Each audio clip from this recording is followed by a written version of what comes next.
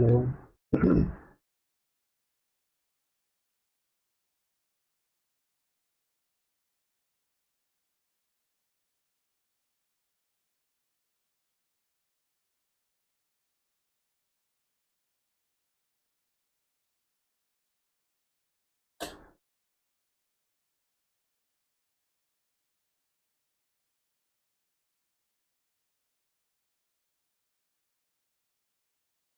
Hello everyone, कैसे हैं सभी।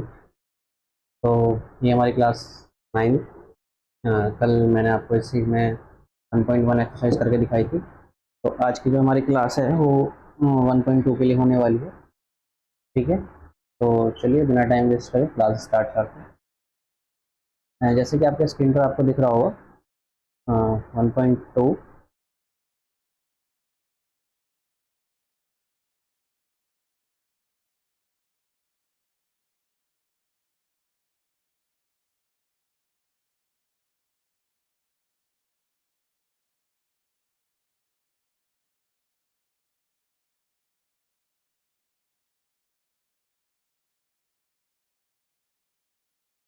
बेटा 1.2 के लिए आपको ध्यान से देखना पड़ेगा कि इसमें क्या क्या आप कर सकते हो। ठीक है,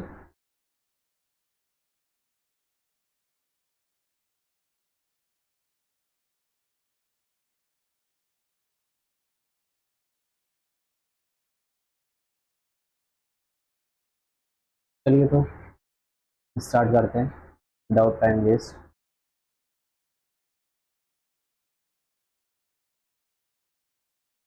ठीक है,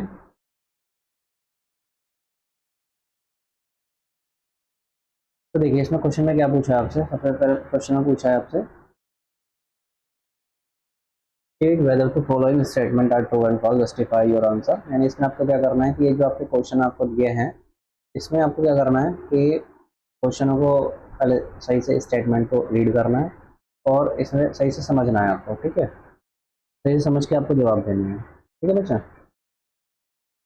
सही से जवाब देना। जैसे कि इसमें पहले क्वेश्चन में आपसे पूछा है कि इरेशनल नंबर, देख लो irrational number, every irrational number, sorry बच्चा, एवरी इरेशनल नंबर। ठीक है, irrational number, every irrational number is a real number. सबसे पहली बात तो इरेशनल नंबर को हम थोड़ा सा समझ लेते हैं कि इरेशनल नंबर क्या चीज़ है। ठीक है, तो बेटा जो इरेशनल नंबर होते हैं, ठीक है, जो इरेशनल नंबर होते हैं हमारे, वो ऐसे नंबर होते हैं जो जिनकी वैल्यू इंफिनिटी होती है। ठीक है, मतलब आपने सॉल्व करने जाओगे तो उनकी बहुत लंबी वैल्यू निकल करके आती है, लगभग डेसिमल से आगे बहुत ज़्यादा चला जाता है। जैसे आप 22/7 को पढ़ते होंगे, उसकी वैल्यू 3.14 समथिंग एल्स, बहुत ज़्यादा आगे तक जाती है इस तरह से। ठीक है, इसी तरह से जब यदि हम यहाँ पर हम लिखें कोई भी रूट की वैल्यू ले लें, कोई भी रूट 5 हो गया या रूट किसी भी जगह जिसका जो परफेक्ट रूट नहीं होता। ठीक है, जैसे रूट 6 हो गया, इस तरह का, ये सब जो होते हैं हमारे रेशनल नंबर्स होते हैं। और इस तरह के नंबर्स कभी भी रियल नंबर्स में हमारे काउंट नहीं होते। तो रियल नंबर आपको पता है रियल नंबर कैसे होते हैं। रियल नंबर हमारे रेशनल हो सकते हैं, डेसिमल में भी हो सकते हैं, बट डेसिमल में 2 टाइप के डेसिमल होते हैं। ठीक है, इसमें एक तो रिपीटिंग आता है, एक नॉन रिपीटिंग आता है। तो नॉन रिपीटिंग वाले जो डेसिमल होते हैं वो आपका रियल नंबर में आ सकते हैं। अच्छा, चलिए, तो इसमें हम ये लिख सकते हैं कि every irrational number is a real number. No, सारे इरेशनल नंबर रियल नंबर नहीं होते। हालांकि इरेशनल नंबर रियल नंबर के अंदर काउंट ही नहीं होते। ठीक है बच्चों, तो पहले वाला जो है हमारा फॉल्स हो जाएगा। क्या हो जाएगा, पहला वाला हमारा वो फॉल्स हो जाएगा। ठीक है बच्चा, पहला वाला हमारा क्या हो जाएगा, फॉल्स हो जाएगा। ठीक है, अगला है हमारा every point on the number line of the form under root m where m is a natural number. अगर एम की जगह पर हम कोई भी वैल्यू रखें, क्या हम उसे नंबर लाइन पर शो कर सकते हैं। ठीक है, कहने को तो हम सारे एम की वैल्यू को नंबर लाइन पर शो कर सकते हैं, बट अगर हम नॉर्मल की बात करें, ठीक है, सपोज करो जैसे मैंने एम की जगह पर लिखा 4, तो इसकी वैल्यू होती है 2। ठीक है, तो सिंपल सी बात है, हम एम टू को क्या है इस तरह से 1, 1 और ये 2, इस तरह से हम इसको क्या है नंबर लाइन पर शो कर सकते हैं इस तरह से। ठीक है, इस तरह से हम कर सकते हैं, ये हो गया। लेकिन अगर यहाँ पर मैं रूट 5 रख दूँ, ठीक है, तो इसका प्रोसेस थोड़ा सा डिफिकल्ट है। ठीक है, रूट 5 की तो वैल्यू हमारे पास फाइंड आउट नहीं होती, तो इसका प्रोसेस अलग है। डायरेक्ट हम इसको नंबर लाइन पर शो नहीं कर सकते। ठीक है, तो सारे पॉइंट्स को हम जो जितने भी अंडर रूट के सारे पॉइंट्स होते हैं उन्हें हम नंबर लाइन पर शो नहीं कर सकते। ठीक है, यहाँ भी बच्चा क्या आ जाएगा, फॉल्स आ जाएगा। यहाँ भी क्या आ जाएगा आपका, ये फॉल्स आ जाएगा। क्या हो जाएगा, फॉल्स हो जाएगा। ठीक है बच्चा। अगला है every real number is irrational number. सारे जो रियल नंबर होते हैं इरेशनल नंबर्स होते हैं। ठीक है, इसमें हमें आपको देखना पड़ेगा थोड़ा सा कि जब सारे नंबर्स होते हैं क्या वो इरेशनल नंबर्स होते हैं या नहीं होते हैं। ठीक है,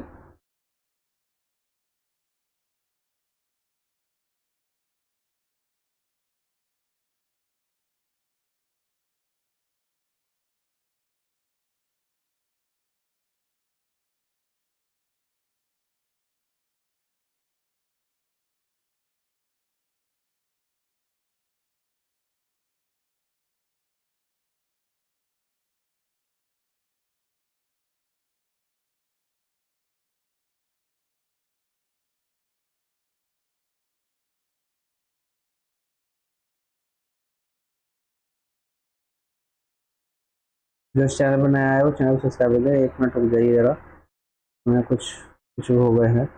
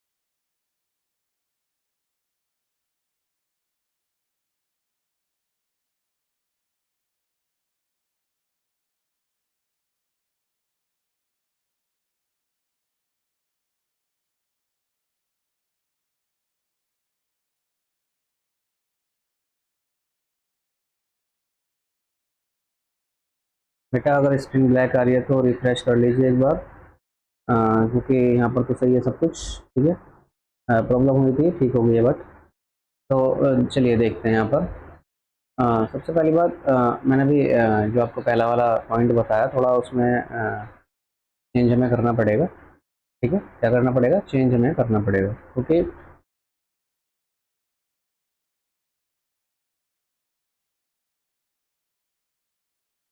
चलिए तो पहले क्वेश्चन में मैंने आपको बताया every irrational number is a real number.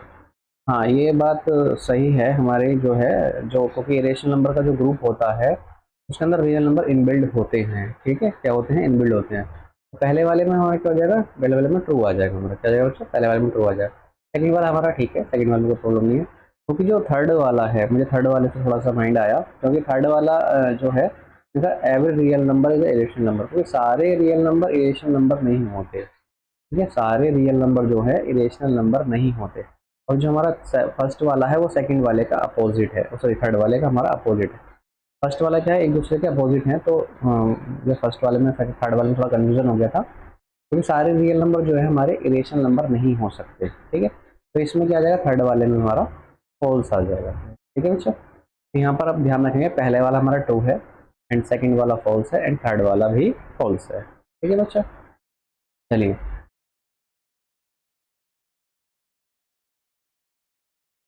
अच्छा, अगर बेटा स्क्रीन ब्लैक है तो हमारे यहाँ पर तो सब कुछ ठीक है, ओके चल रहा है, यहाँ पर तो कुछ भी ऐसी दिक्कत नहीं है। ठीक है,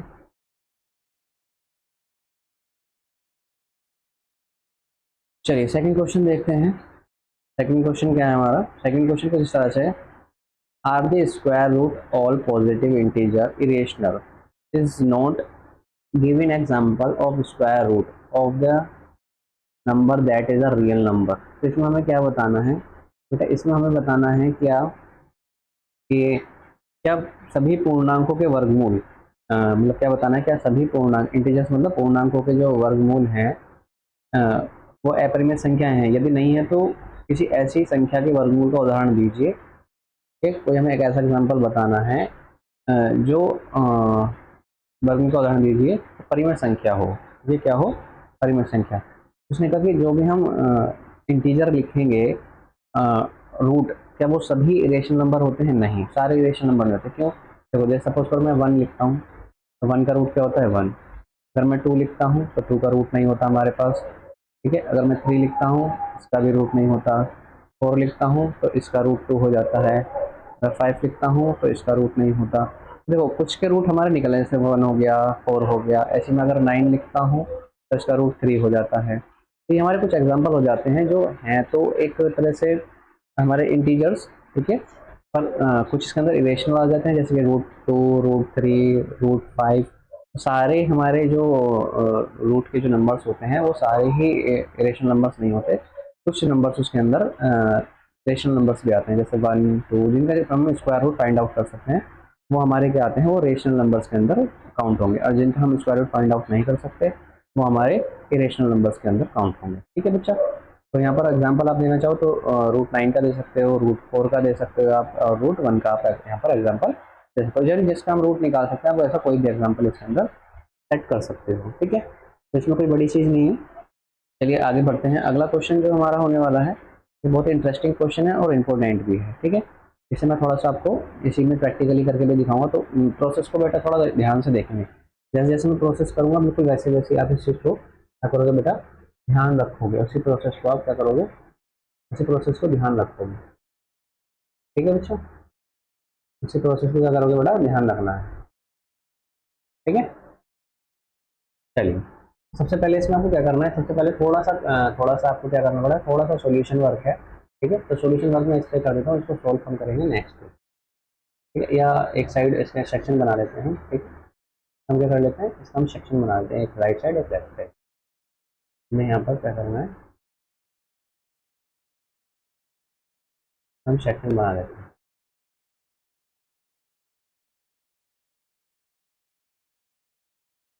यहाँ मैंने इसका सेक्शन बना लिया, एक इधर एक इधर। इधर हम सॉल्यूशन करनी है। ठीक है, सबसे पहले आपको क्या करना है? एक राइट एंगल ट्रायंगल लेना है। क्या करना है बेटा? एक राइट एंगल ट्रायंगल आपको ले लेना है। ठीक है, एक राइट एंगल ट्रायंगल हम बना लेंगे यहाँ पर इस तरह से। ठीक है, राइट एंगल ट्रायंगल हमने ले लेना है। चलिए इस तरह से कर लेते हैं, कोई दिक्कत नहीं। मुझे ऐसे लगे तो ऐसे बना लेते हैं थोड़ा सा। चलिए, तो राइट एंगल ट्रायंगल में आपको क्या करना है? इसके नेमिंग कर लेंगे। तो ये जो हमारा है नेम, इसको ए, बी और सी। इसमें आपको ध्यान रखना है जो आपका ये जो हमारी हाइपोटेनियस है इसको हम हाइपोटेनियस बोलते हैं। ठीक, ये हमारा बेस होता है और ये हमारे परपेंडिकुलर होते हैं। ठीक है, तो हाइपोटेनियस पर जो आपको वैल्यू रखनी है वो ये वैल्यू रखनी है जो आपको इसमें दी हुई है, यानी रूट 5। तो यहाँ आपको रूट 5 रखना है। ठीक है, और यहाँ पर आपको जो आपको परपेंडिकुलर देखो, इसको आपको ऑलवेज क्या करना है? ऑलवेज आपको 1 लेना है। क्या लेना है? 1। ये 1 सेंटीमीटर आप इसको लोगे। क्या लोगे? 1 सेंटीमीटर आप इसको लोगे। ठीक है, तो अब यहाँ पर हमारा बेस क्या है? बेस हमारे पास नहीं है, तो बेस हमें फाइंड आउट करना है। क्या करना है? बेस हमें फाइंड आउट करना है। थोड़ा सा यहाँ पर देखेंगे इसको। ठीक है, थोड़ा सा अलग ले लेते हैं, चलो येलो ले लेते हैं, येलो ले लेते हैं, ये लेते हैं। ठीक है, तो यहाँ पर हमें क्या करना है? चलिए इसका यहाँ पर क्या करना है, क्योंकि ये हमारे पास क्या है? एक राइट एंगल ट्रायंगल है। क्या है? 90 डिग्री का एंगल है, तो ट्रायंगल है। इसमें हम पाइथागोरस थ्योरम लगा सकते हैं। आपने 8th क्लास में पढ़ी होगी पाइथागोरस थ्योरम। यहाँ पर लिख देंगे, हाँ यहाँ पर लिख देंगे in triangle A B C bye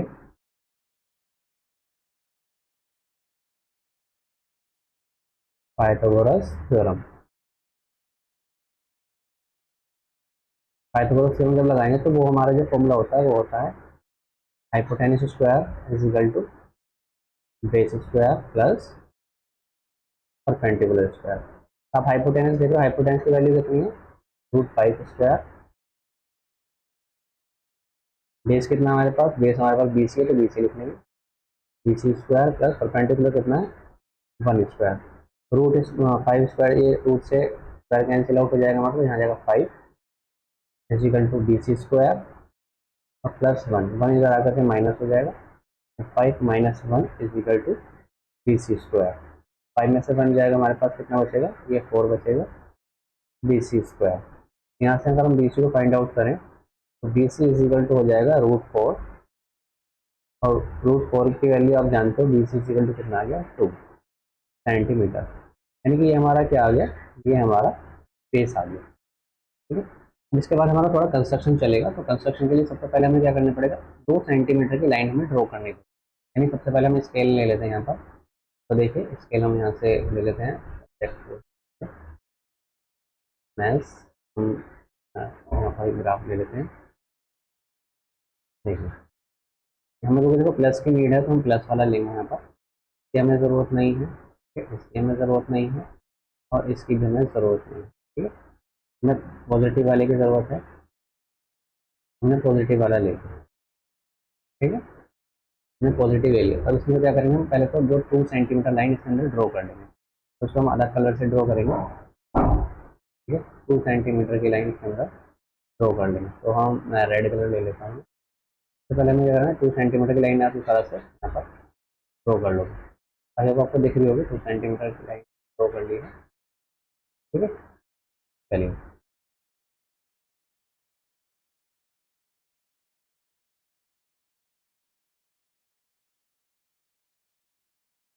अब आपको दिख जाएगी। ठीक है,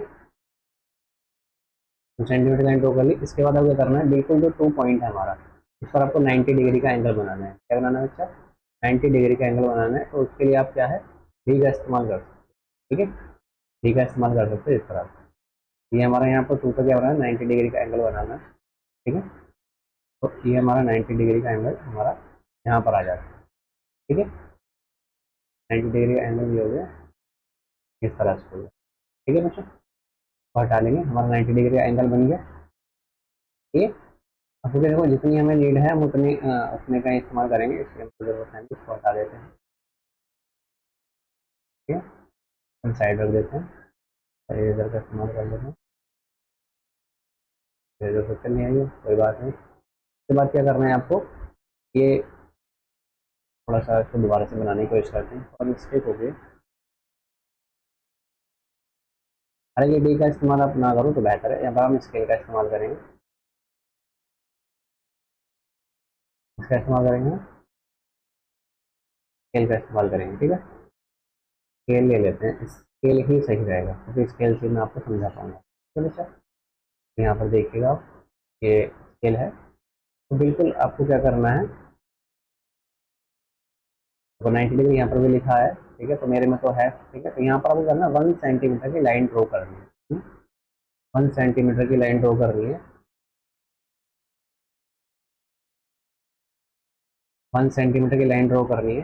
तो हमने रेड कलर ही ले रखा, रेड कलर। तो यहाँ पर हम 1 सेंटीमीटर लाइन ड्रॉ कर लेंगे। ये हमने 1 सेंटीमीटर लाइन ड्रॉ कर दी। तो बच्चा, उसके बाद आपको क्या करना है, स्केल को हटा देंगे, और यहाँ से यहाँ तक आप इसे ज्वाइन कर लेंगे। ठीक है, ये बात समझ आ गई। मैं आप यहाँ देख रहा हूँ, तो ये जो हमारी लाइन है, ये तो 1 सेंटीमीटर हो गई। ठीक है बच्चा, ये हमारी 1 सेंटीमीटर हो गई। ठीक है, ये तो हमारी 1 सेंटीमीटर की लाइन हो गई। ठीक है, और ये हमारी √5 की लाइन हो गई। तो अगर मुझे √5 की वैल्यू चाहिए, तो मुझे यहाँ से यहाँ तक के डिस्टेंस को इस लाइन पर ड्रॉ करना पड़ेगा। तो उसके लिए हमें क्या करना पड़ेगा, उसके लिए हमें कंपास की नीड होगी। इसके लिए हमें क्या होगी, कंपास की नीड होगी। तो हमारे पास कंपास है ये रहा। ठीक है, तो इसके लिए आपको क्या करना पड़ेगा, यहाँ पर देखो जैसे मैं दिखा रहा हूँ। ठीक है, तो यहाँ से इसको क्या करें, इसको यहाँ पर इस तरह से ज्वाइन कर लेंगे। ये देखो, आप देख पा रहे हो, यहाँ इस तरह से कर लिया। तो यहाँ से एक आप आर्क लगाओगे इस तरह से। हमने देखो आर्क लग रहा है, हमने आर्क लगा दिया। क्लियर, ऐसी आर्क लगा लोगे आप, इसको यहाँ से हटा लीजिए। तो क्या करोगे आप,